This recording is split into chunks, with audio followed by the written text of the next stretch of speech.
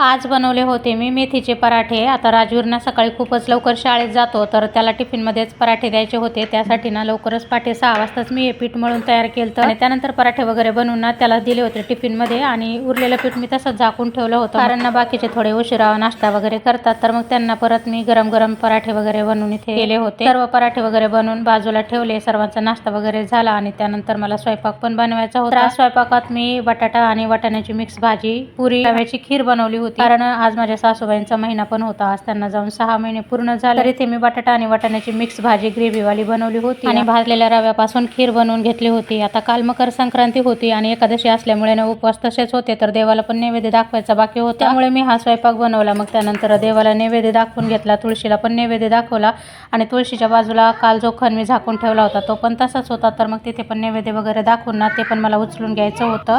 त्यानंतर इथे माझ्या सासूबाईंचा फोटो वगैरे मी मांडून घेतला होता, दिवा अगरबत्ती वगैरे लावली आणि जो स्वयंपाक बनवला ना तर त्याचं ताट पण वाढून त्यांना घास वगैरे भरवला. तर त्यानंतर मग सगळं आवरून मला जायचं होतं माऊला शाळेत सोडण्यासाठी, तर तिचं पण आवरायचं बाकी राहिलं होतं, ते सर्व आवरून घेतलं आणि घरातील काम पण माझं बऱ्यापैकी सर्व 11पर्यंत आवरलंच होतं. तर तिची तयारी केली आणि आता तिला स्कूलमध्ये सोडून येते. व्हिडिओ आवडला असेल तर नक्कीच व्हिडिओला लाईक आणि चॅनलला सबस्क्राईब करायला विसरू नका. भेटूया पुन्हा एका नवीन छोट्याशा व्हिडिओमध्ये. तोपर्यंत सर्वांना बाय बाय. श्री स्वामी समर्थ.